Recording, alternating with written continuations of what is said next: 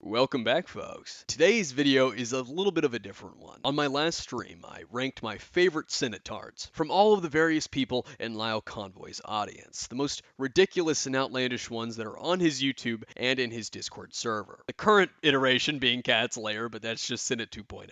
And my all-time favorite that was right at the top of that list was SodaPopBarbecue. This is a Cenotard that also watches the slideshow commentary community, and I am often rent-free on this autist's mind. Me, Kumo, and Gilded are actually often very rent-free. Now, during the stream, many of you all said that you all wanted a video on SodaPopBarbecue. And even prior to that stream, some of you were saying that I should make a video on SodaPop on my Twitter.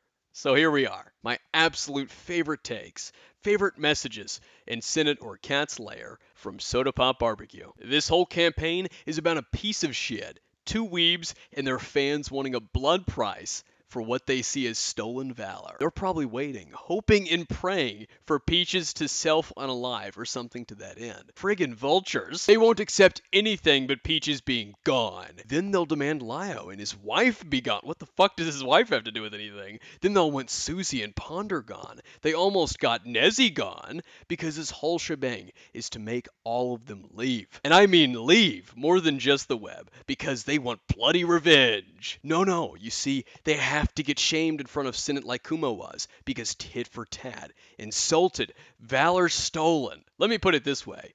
Kumo wants Aaron to be lower than him, to have received worse than him, so he has a one-up, because him being booted out made him feel shame. Shame at not being the golden boy. Shame at not winning. If you think you're worth a blood price, you're not. The way they giggle like schoolgirls at Aaron reminds me of villains from a Clive Cussler novel, because it's almost flamboyantly unreal how cartoonish and childish their evil is, despite acting like big, serious adults.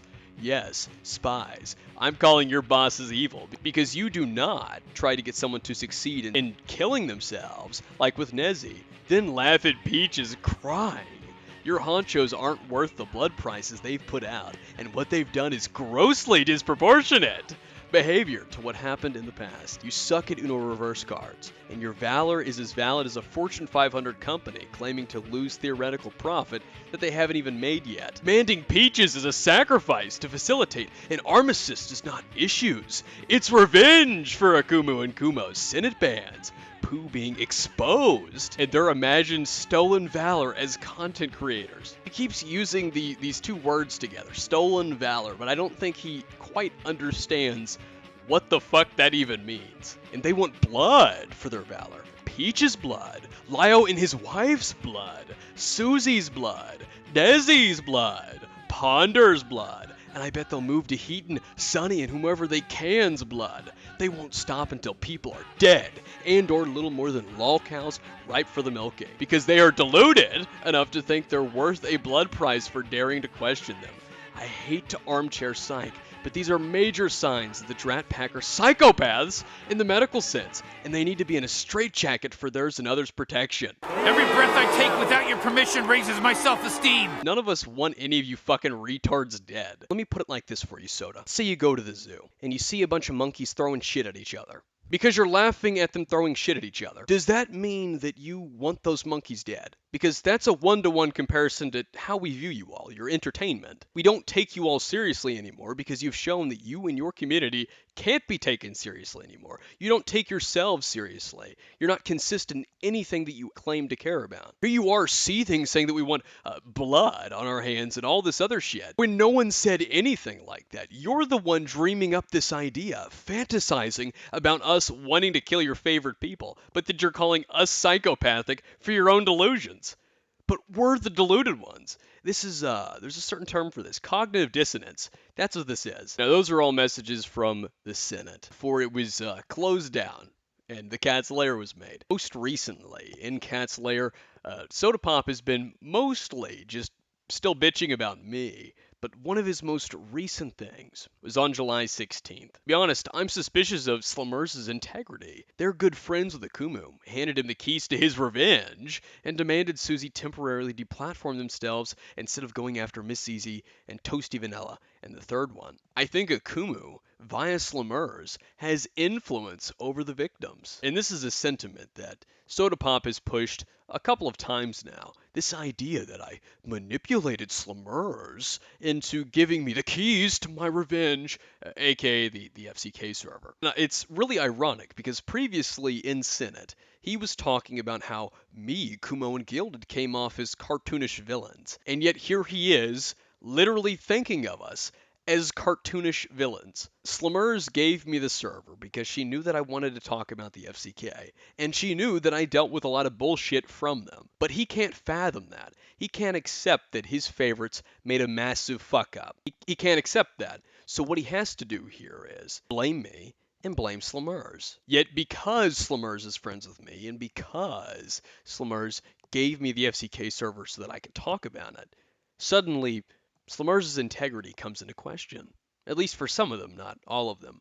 Again, SodaPop is a very special individual in the server. I think even the other server members are aware of just how fucking special he is. Someone else actually in the server has asked him if he was coming off some fucking medications. I hope me reading SodaPopBarbecue's Spurgery and Senate has brought you all some laughs. And if he does this again, who knows, we might get a part 2. If you guys would like, I'll make this a series and I'll talk about my favorite Senatards. Maybe even some art commentary audience members, since there's an overlap, a bit of intersectionality with that. Hold on, before I go, I do have one more from SodaPop that I'd like to share. This is what he had to say. A dangerous, winning and crushing obsessed, clout chasing, vengeful, obsessive Medicare wannabe ticks much of the casual definition. While I agree that the term psychopath, as used in that way, is medically ableist, people generally know what's being referred to. And this was during the discussion on whether I was a psychopath or a sociopath, because I don't care to give sympathy or empathy to Nezzy for her getting some flack, a small, minuscule taste of flack for something she actually did, when I got 4 years worth of that entire community shitting on me for shit I didn't even do. Even this year alone, I'm still getting accused of attempting to dox a minor, referring to slumers, and I never even did that. This year alone, I have 7 instances of that. So no, I'm not going to be giving Nezzy Monster any sympathy or empathy, because you all only want that conversation about sympathy and empathy now that it's one of your favorites.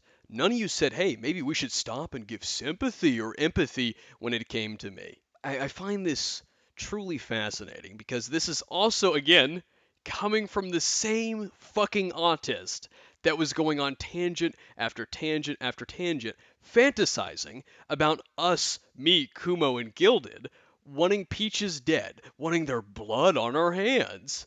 I don't know, I feel like it's really funny, after reading all of that, to have that same individual call me the psychopath. This is specifically for you, Soda. If you're not too chicken shit to watch this video and not spurging the fuck out in Cat's lair. You call us cartoonishly evil because we thought Peach's crying was funny, that we're delusional.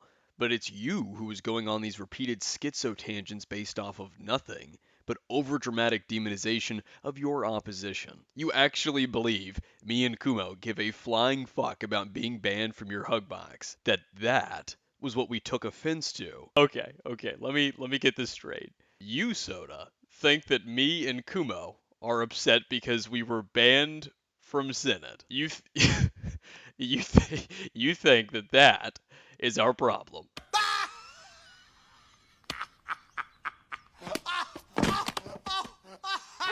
Me and him knew it would happen eventually. We were practically placing bets on when it was going to happen. The inevitable was to take place because that server's infested with art commentary. We thought Peach's crying is funny because she gave 0 fucks when the people she put in the hot seat were crying. Rosa is just one example of several. You all gave 0 fucks when Peaches and Lio would make people you all don't like because Lio and Peaches didn't like them, cry. Many of Senate and subsequently the people in Cat's lair found it humorous because you all justified it with, well, this person deserved it. Yet all of a sudden, it's different with Peaches. When you all have gone at others for shit less than the FCK, if not exactly like it, or less than what her involvement was in the FCK, you and many others threw a fit that we call the very obvious suicide baiting from Nezzy Monster suicide baiting. But I don't see any complaint from you and those same people when Lio and Peaches did it. Lio and Peaches said the people in the Glitchtail situation were suicide baiting. Lio, only after Peaches backstabbed him, did he say that she was suicide baiting. Yet